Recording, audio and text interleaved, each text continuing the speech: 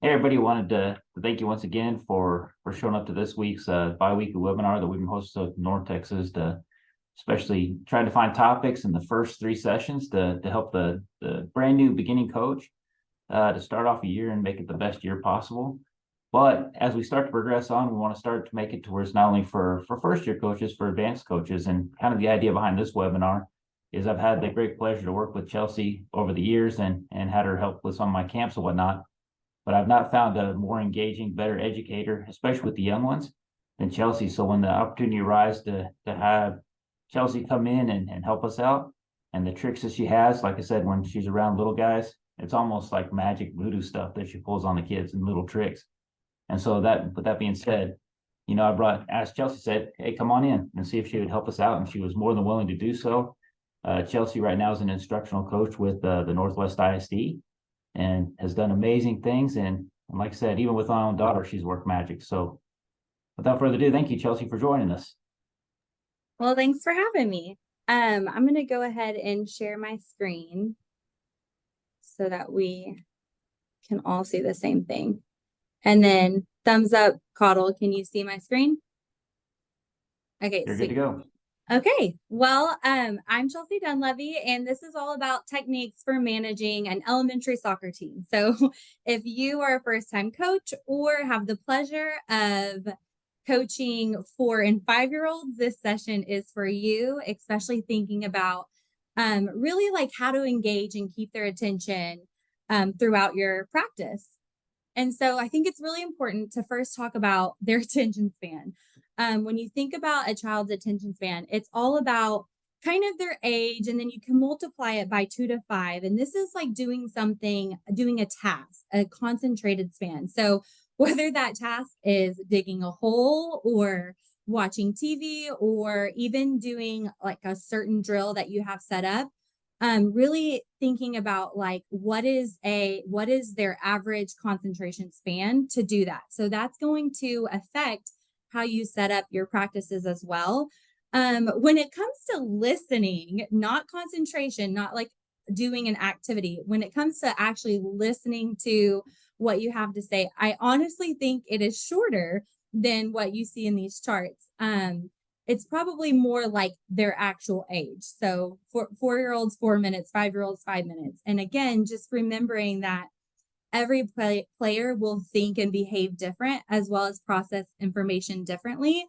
And then knowing that if the weather is really, really hot or if they're hungry, that you even have a shorter attention span. So this is going to play a role into kind of how you set up your practice. And so thinking about a mock practice, this is just an idea this is what's worked for me in the past. So when I was with Caudle and I was with the 4 and 5-year-olds and kids that were just coming in from kindergarten, this is a mock schedule that really helped me. So as they're coming in, you're setting your goals and your attention, they go straight into play. So some sort of game was on the field ready to go for kids to come in and play. That way that's about 5 to 6 minutes. And then after they are done playing, we were ready to warm up and get started for the day. Depending on like what skill that you're focusing on, that's going to determine obviously the drills that you pick, but 2 drills ended up working really well for us. And then going straight into a scrimmage where they get to play again. And then closing out that practice. And so just depending if you are shooting or dribbling, whatever you're focused on, it's nice to have 2 drills that look different from each other because of their attention span. Okay, this is probably the most important thing about little ones. And really, I would even shoot to say 4, 5, 6, and 7 is having some certain callback. And so callbacks are a technique to get a player's attention. So a lot of times what you'll see is like, guys, bring it in, we're going. But then you see like this 5-year-old with the ball over here or somebody taking their time with water. A callback is they're explicitly taught and you have to teach them and you have to practice them before you can just give it. So we can't expect as adults to have kids say, okay, listen up. And then everyone is listening, because eventually you'll have 4 or 5 that just don't listen or are not paying attention because they're like, oh, I was supposed to be listening. So it's really important that you explicitly teach these. And so what I do is I put my kids in a circle, or I put them like all facing forward, and I teach the importance of a callback. And I say, when I say this, you're going to respond this way, and your hands are going to look like whatever I want their hands to look like, because gestures are a really big part of getting kids' attention. So if I say hands on top, they know that they're supposed to say everybody stop. And if I see the first time that I do this, if I see 4 or 5 kids not have their hands on top, I'm like, let's try it again. Just so that they know that they're practicing. When I say hands on top, everybody stop, they're ready to listen to the directions that I have to say. This also goes well in the classroom too. There's so many different kinds of callbacks, but what you have to understand is as soon as you explicitly teach these, immediately you start and give your directions. I have seen, even like I coach teachers, I have seen teachers in the classroom, they'll give a callback and then they'll wait and redirect kids, but they've already lost attention. So as soon as you give that callback, just go ahead and start your directions. Your goal is to have 90%. Like if you have one child still kind of like, looking around or holding their ball, that's fine. But if you have the majority, then they're ready to listen. Another one is ready, set, and then the players say, you bet. You can add any gestures that you want, but it's important that they know as soon as you say this, they say this, and then their eyes are on you. Which leads to the third one. 1, 2, 3, eyes on me. And then the players say 1, 2, eyes on you. I found that anytime you can involve, especially 5-year-olds, anytime you can involve them in a callback, you've already gathered more of their attention than most. So there's tons out there. These are my favorite, especially hands on top, everybody stop. If I'm wanting to give like live feedback to the whole group as well. Now, thinking about like the opening of your drills, like you do your callback and then you explain what they're about to do and explain immediately after they've done their callback, and then you model. So I usually have like my own like coach's example set up, or you can model through there, however you set up your drill, but you model exactly what you want it to look like. And a lot of times what I'll do is a right way and a wrong way, because if I'm playing sharks and minnows, or if I'm playing knockout, I say what we don't want to do. And I explicitly teach them just kind of misconceptions that you already know that kids are going to have, as you're going to play this. So for sharks and minnows, or for knockout, I would say what you don't want to do is knock your own ball out. Certain misconceptions of that drill that that they might have, go ahead and teach the right way and teach the wrong way.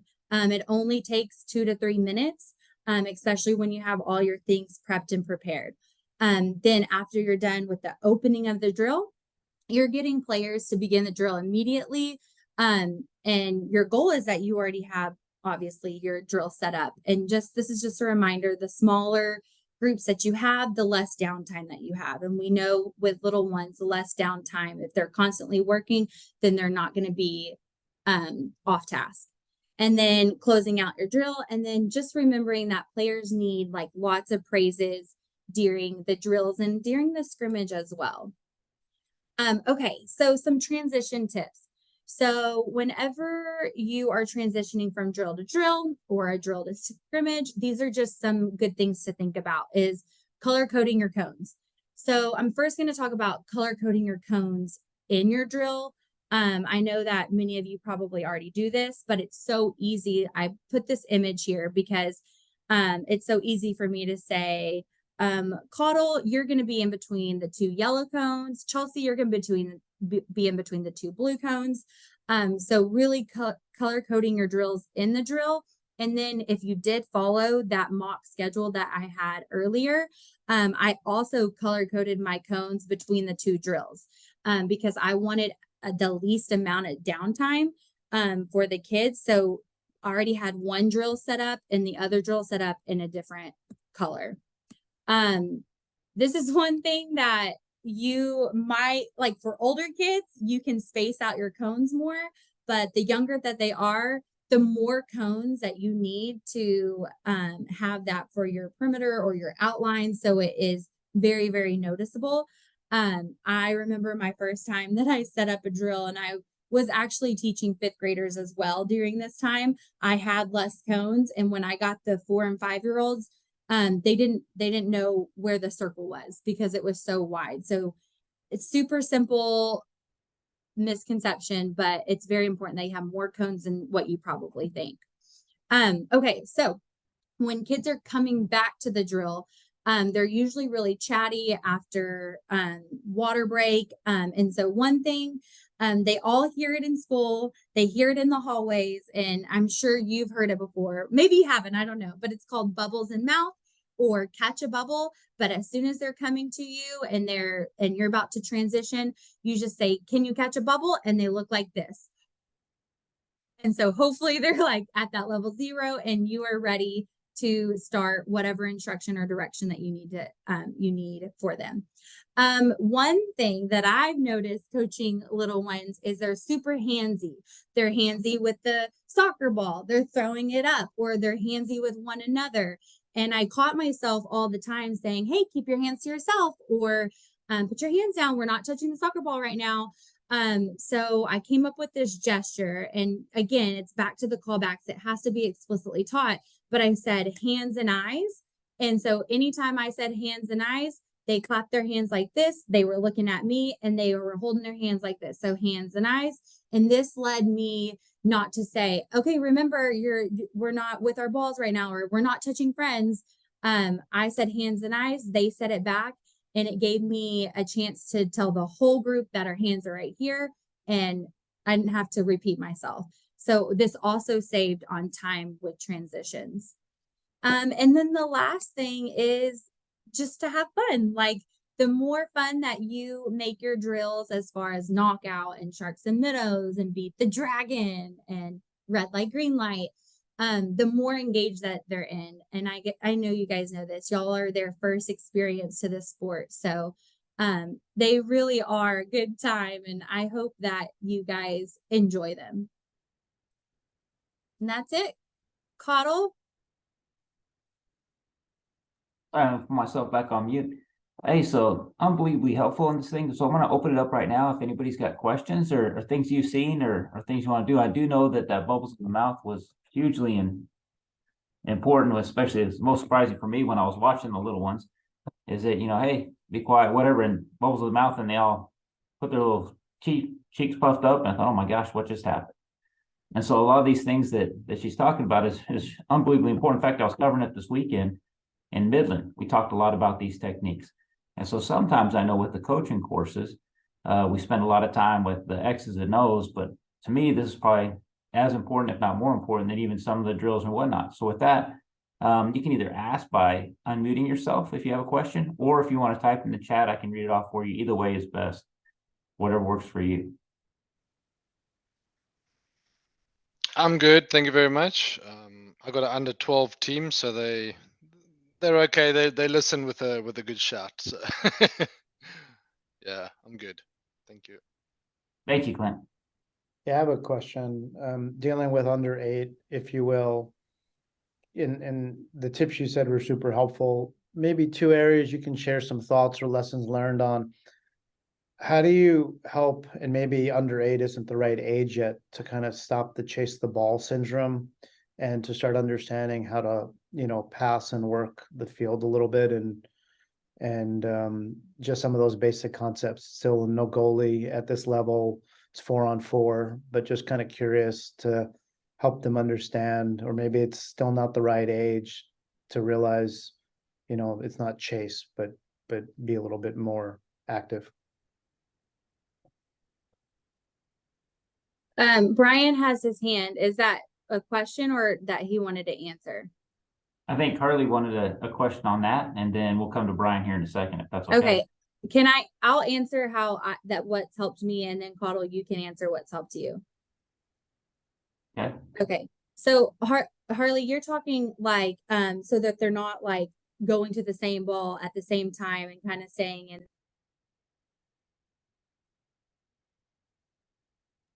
You got muted somehow. Whenever you said like chase the ball syndrome, like all the kids running to the ball at one time, as opposed to kind of staying in their area, like on the field. Correct. Pretty much in like game mode where it's like more like a scrum on a ball versus keeping some distance and 1-on-1 versus 4-on-4. Yeah. So me personally, I had this one player, and it actually was it was second. I color coded his cones, but he was a wing, so he was on the ends, and so I was like, "This is the area that you're staying in." Again, if you had to get out, like, I mean, it's not going to be the end of you, but like, see if you can stay in this as much as you can. But I only had to do that with one player at that age. But Caudle, do you have? Oh, absolutely. And I'll tell you what, and one thing I'll kind of preface with this, I hope you guys would at one point sign up for one of our grassroots courses. We dealt with this directly this last weekend in Midland for sure. But I think a lot of it is questioning techniques. The kids know exactly what right and wrong is. And so, for example, within that group, we were using the kids, I think they were 6 years old for an example. And I brought the little guys in and said, okay, now, and kind of you got to paint the picture for them. I'd take a little guy with a little ball and had him right here. And I'd take his little teammates next to him and just wish I could show it on the field more so. And that's why I said, give you a plug for the clinics. But I would take him in and say, okay, let's put all the little guys together and have the little ball right next to them. And so there's probably about 7 kids all in this little area. It's probably, I don't know, 5 feet by 5 feet. And I said, okay, would it make sense if Billy here had the ball and Fred, you're standing right next to him? Are you helping or hurting him? And so we're asking questions to get them to think, because if I tell them what to do, they don't always get it. And then Billy said, oh, I'm probably hurting him. So, well, where could you go to help him? And so Billy said, well, I can move over here. So Billy moved over there. Now the other team was pretty smart. And the little defender kid walked over by Billy. And one of the coaches said, don't do that. I said, no, let him do it. So Billy went over there. His little friend went over. And I said, okay, what about you? And his little friend that was next to him, I go, Sam, where could you go? And Sam went off and got away. And the little defender went with him. And then the fourth kid, I go, where could you go? And he spread out. And they all spread away. And I said, well, what have we just done to help Sam? And they started, oh, well, we've given him room. And so by doing that within the deal to set them up and work them and ask questions, I'm a big believer in letting them come up with the solutions. You paint the picture, ask the questions to get them, and let them see what actually happens. If within play it keeps happening, when you bring them in during the breaks, you say, okay, well, let's look at this and walk them through it and show them on the field where it's at to help it happen. And it's like I said, take the clinics, please. We'll show you with actually the little guys that make it work. But Harley, does that answer your question? Yeah, that's a good suggestion. I was actually thinking through also what Chelsey was sharing about the cones and creating some separation on the field, and like hot boxes or lava areas, like don't come out of your box or you step on lava. But also like what you were saying, modeling it through and letting them solve the problem. The kids are pretty inventive. But reinforcing it, is that something, like at what age? And this is one of the things that I've kind of heard different stuff about, like this is like 8 to 10 is kind of that age where kids kind of start to understand the transition of between like monkey in the middle and just scrumming all on a ball and understanding how to keep separation. Well, I think, to take the little guys, and this is one of the best examples I ever heard. And let's say, how old are your kids, Harley? How old are your own children? My kids are 7 and 10, 6 and 10. Okay, so let's take the 6-year-old, right? And let's take 10 of his little friends or her little friends, stick her in a room with one toy. What's going to happen? You know what I mean? So they all automatically congregate to the toy. Now, as they start to get a little older and part of their growth process, they start to understand. But with hot boxes and whatnot and cones, I get it. But at the same time, if we can find a way to get them to understand why they're doing what they're doing, have them come up with solutions, the kids will figure it out a lot quicker than you could ever imagine.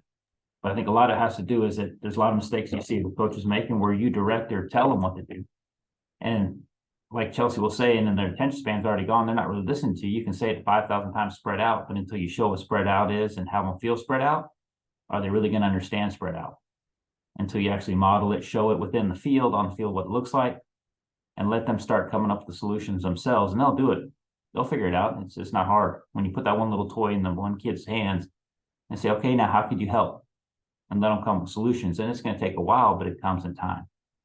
Because at the end of the day, good coaches sit on the sidelines and take notes, make changes at half times and quarters or whatever, and then put them back on in design practices. I appreciate that. Thank you. No problem. Brian, looks like you're up. Yeah, hey, thank you so much. Chelsey, I had a follow-up question for you. I had not heard of the callback before today, and I wish I would have known that 4 or 5 years ago.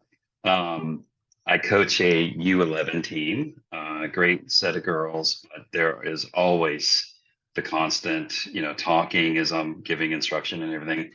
I will be implementing a callback routine tonight at our training session. So thank you. But let me ask you this, because I know it's going to take a while to get that behavior, ingrained in everything. If there continues to be, that one or two that are constantly providing distractions, what's the appropriate accountability or punishment for them? And the reason why I ask is I've seen two different trains of thought play out. I've seen the, hey, go run around the field.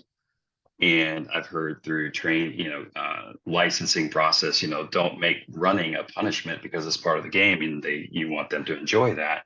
The other could be, well, sit them out for a few minutes, kind of like the lifeguard. Okay. Like you sit down for 5 minutes, think about what you did, let's talk, and then come back in. Can you just give us some additional feedback there?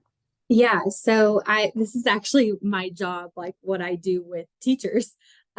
So in fact, I just left a kindergarten classroom where there were 22 5-year-olds in the room, and I was modeling this as a callback. And so I have already taught the callback, and I said hands on top, and they said everybody stop.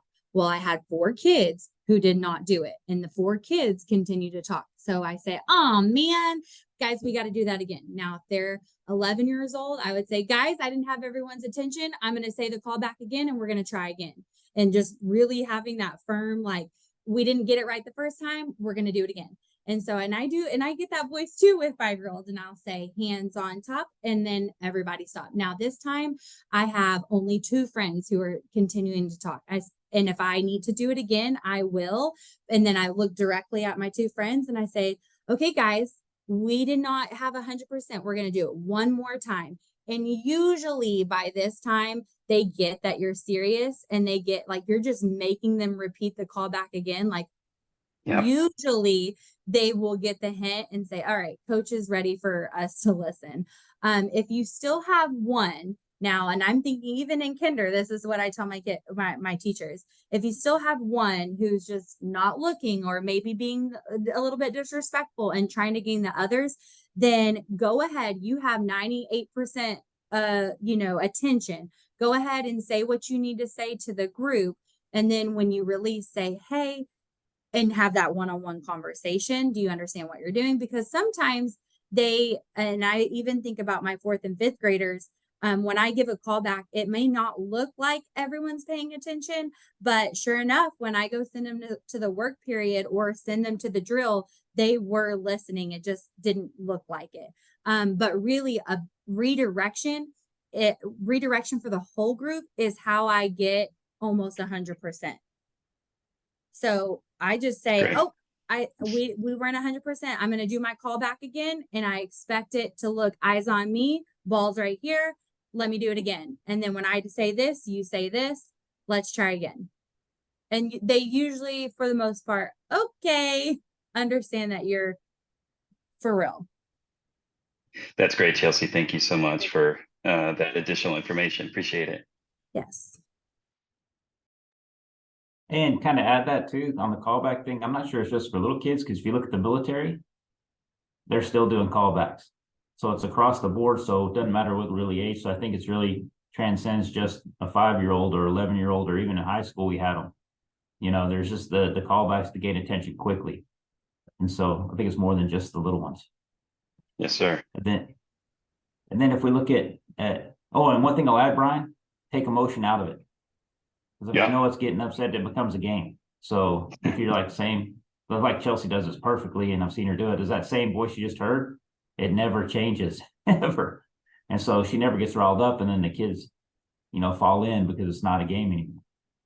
Well, Got same thing with adults. I love that you said that, Caudle. So like when I present PD and I give my callbacks, obviously are different for an adult, but I still have a whole table talking, and I'll just say, and depending on my attitude, I'll be, oh, I still hear some voices. Okay, we're gonna try that again. And then they're like, it's embarrassing, like as an adult, they're like, oh, okay, she's for real. She's starting her presentation. Oh, I love it. And then Nicole Gross. Nicole, this may be bigger than just a webinar for today. And so what Nicole is asking is, can you explain some drills that are good for 6 and 7-year-olds that are either haven't played before or this is only their second season? I'm going to strongly suggest there's a online version of the 4v4 webinar. So through the US Soccer Learning Center, and you can get through there through the North Texas website. But there'll be a lot of drills, but I will say 90% of it is setting up a playing environment where they play. There's not really a drill that works so much as just playing the game. We'll set up activities and build a learning environment that facilitates the learning rather than the old school thing of, dribbling through cones or like that, because it's not realistic to the game. But I would almost say playing is a big part of that. And that's really covered in the US Soccer methodologies and the play, practice, play, as well as other coaching clinics that we'll be providing here. And hopefully pretty soon we'll have some of those to address that in the future. Thank you.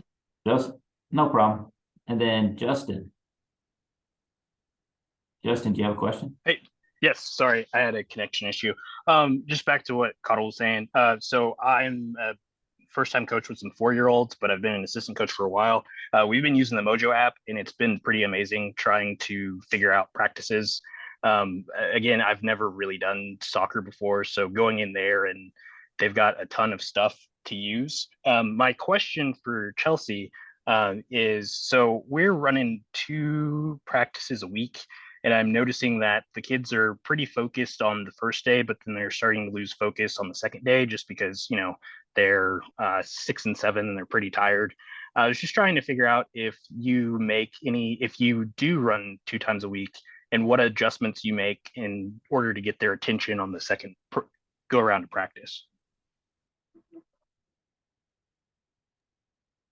That is a great question. As far as, are you feeling like they're not paying attention as much the second time, or that they're more tired in your drills?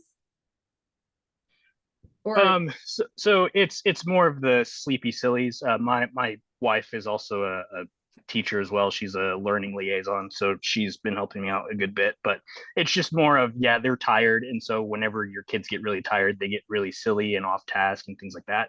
So just trying to get them a little bit more on task and trying to get them to pay attention a little bit more on the second day. So far it's been kind of rough because we have that first practice and then everything's great. So just trying to figure out if I should introduce anything new or kind of keep doing what I was doing on the first practice, things like that. Just trying to. Yeah, I'm going to speak just from what works for me.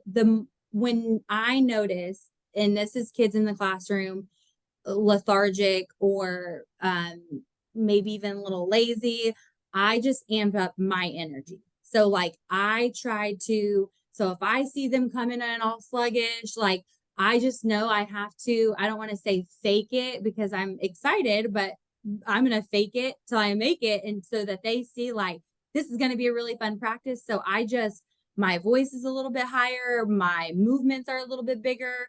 I praise a lot more if I see players or students who are just having that like lethargic feel, like praise hypes our players up. I just try to counterbalance that in the classroom or on the field that second day.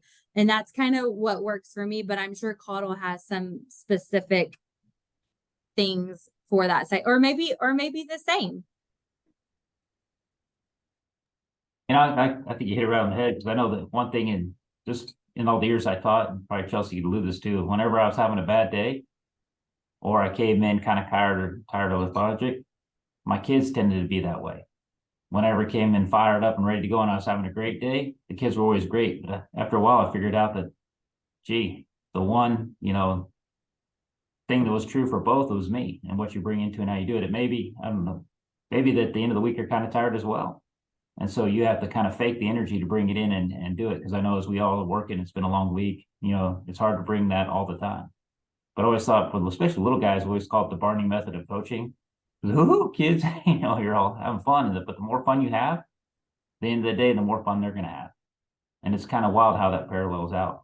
And something I was thinking about that when Chelsey and I were talking about this session beforehand, and I think you may have talked about it briefly here too, is that pre-planning your session is unbelievably important. And especially with the color coding, to where one activity leads to another without much downtime or transition time, enough time for them to get water and get back in, because the more time they have away from the practice or what's happening, the quicker they're going to be off tracks or off subject, and the faster you're going to lose them. So like I said, a couple of things, I think pre-planning from the beginning to the end, your excitement and energy, and just keep a flow to it. I think it'll help out with a lot of that. Does that kind of help out, or hope that answers the question? Yes, no, that's pretty perfect. Yeah, like I said before, I've got actually they're 5 and 6. So it's just the reinforcement of the kids. I've got one kiddo it's pretty tough to get him involved.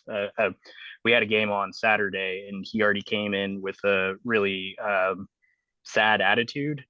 He wasn't really engaged, wasn't really talking, and then getting him on the field, it was the same way. He was just kind of walking around, and we're trying to get him a little bit more active, but it's just been kind of tough lately. One thing to go on, and probably Chelsey can do it too, there's probably a whole lot of things that are happening before he ever gets to you. There may be, and that food thing is kind of interesting because that's 100% correct that Chelsey talked about before. Maybe he's hungry, maybe something happened, or mom yelled at him and had to clean his room. Or if it's like my kids were, they can't find their crap before they go into practice. And you're spending the hour or leading up to it, say, hey, where's your stuff? Where's your stuff? And so there's all kinds of things that might happen that lead up to that as well. And I think a lot of it is developing a relationship to be able to talk to kids to get it. But so some of the stuff you may not have a lot of effect on. That just reminded me, one thing that I tell teachers when they have a student who's disconnected and disengaged is to give them 2 minutes back whenever you can. So whenever they're coming into practice, give that 2 minutes of one-on-one. Hey, how was your day? What are you looking forward to? What's a pit and a peak of your day? Enough where they can share that and have that connection with you, so that in the next 10 minutes, when you ask him or her to do something, they're willing to do that because you've invested a little bit of extra time in them. And I know that sounds like crazy, like what is 2 minutes, but it is a game changer. It's a game changer when I greet kids at the door. It's a game changer. It just gives them time to talk and be with just you and share whatever is happening. And then you're ready to go in and play or whatever you have planned for that day. It looks like Gabe's up next. Oh, sorry, Justin. I apologize. Gabe, you're on. Yeah, Coach U6. I've got some kids on my team who are pretty well advanced and really get it and can handle any of the drills and do really well. And then I've got some who are just, definitely beginners. What's some kind of tips or advice for just kind of coaching kids along the whole spectrum, whether they're really good and really get it versus, still kind of picking up everything?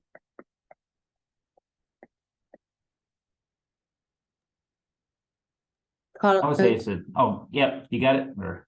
Okay. I would say probably just mix up in groups. So I would think a mixing of, the best with the best, the weakest with the weakest, the best with the weakest with the best. But a lot of it's going to be watching and learning and asking questions, and let them be involved, let them play. And then the next part is creating an environment where they feel free to learn and grow, where they're not going to worry about playing against their teammates that are good, because they all know that they don't get it. And so part of it is to help those better players become, mentors to the ones that haven't played as much, maybe help them give a buddy or something, or find a way to make an environment where learning is open and free, and they can express themselves the way they need to do for the game. And then at the same time, also mixing your group so the best still get better, but the ones that are learning still get to play with some of the better kids. And some of the ones that are weaker, they do get to play against each other, so they get success as well. But I'm varying it up. Chelsey, thoughts? That's exactly what I was going to say. I was going to say mix up between skill level and not all, like, just mix it up so that they're playing with like peers, and they're playing with peers that maybe are a little bit better all the time, just mixing up your grouping. That's the same thing. Then the environment I always think is the most important, to where they don't feel bad if they make mistakes, so they're coming along or learning, or the ones that are better don't start making fun of them, or, big thing would be not pick teams, because that'll just reinforces somebody's idea that they're not as good as the other ones. You pick the teams, you pick the groups, you pick how they're going to do it. And it's all your selections where they may never know how it's done or whatnot. But, and if some kid gets picked with a certain kid and he goes, oh man, or something like that, well, you got to shut that down quickly, because that doesn't help the growth mindset of the other. Because they all read off one another. And it also stunts the growth or it keeps them from growing and wanting to participate. Thanks, Gabe. That was a great question. Harley, you had one more question? It wasn't a question, it was the last comment there about bad moods. And this is one of the things that you mentioned in your first class 4 weeks ago. I watched the recording. I with my players' parents, I set the expectation that how they arrive at practice and how they talk to their child in the car coming into practice is going to determine how well they're going to do. So I go back to the parent needs to be the cheerleader. The parent needs to come in and not be berating them on how they might have done in a class or a spelling test or something. Like, my mantra for the kids is we're playing under 8, under 7, soccer here. We're not going to the Olympics today. We're not doing anything earth-shattering. Have fun. We don't keep track of goals. Just get everyone involved and get everyone interested. So I think parents help to set that up, how they drop off their kid and their level of involvement. I think well said, and my wife's on this call too. But one thing I've used, that I was the poster child of what not to do with my oldest daughter, because I was the coach guy and, wanted to make sure that my kid had it better than anybody else. And it was my early days, but I get in the car and start chewing on my oldest daughter when she was like 7 or 8, and she's not playing anymore. And I think a lot has to do with me. You gotta be careful with them, and that was one thing Lori called me out every now and then and say, look, get in the car, it's got to be okay. You're holding a different standard, stuff like that. So use me as what not to do as an example of that to kind of reiterate your point there, Art. Does anybody else have any other questions before we call it for this session? With that being said, I'm going to get a couple of plugs. Thank you very much, Chelsey, for taking the time out of your day to join us. We appreciate it. I thought that was awesome, just like I expected it to be. It was really informative, and I know people will catch it on the backside on the YouTube channel. So if you want to catch stuff for the future where you can see it, if you want to go back and review it, it's on the YouTube channel. It'll be up for as long as we have it. Second thing is the next session in 2 weeks, we've got another special guest. It's going to be Sari Rose. Sari's with the USU Soccer. She is the director of grassroots education, and her session is going to be coaching strategies for the grassroots course. And it's actually setting up practices and developing practices in a way that'll be beneficial. And so this may be the one that trying to remember I guess she's not on anymore. Oh, Nicole, you were asking about setting up sessions for that. This might be the exact session that you're looking for. As always, I want to encourage you guys to go ahead and get in the grassroots courses. I know that we're going to have those coming up in September. We're going to add some more to it. It was a blast this weekend in Midland to take care of some of my old stomping balance and coaches there. And once again, we're here for you. And this is all about your development. And in North Texas, we're striving to give you the best education as possible so you can be the most effective coach as possible and enjoy it as much as I have over the years. With that being said, we'll close out the session. Thank you for your time, and we look forward to seeing you again in 2 weeks. Thank you. Thanks, guys.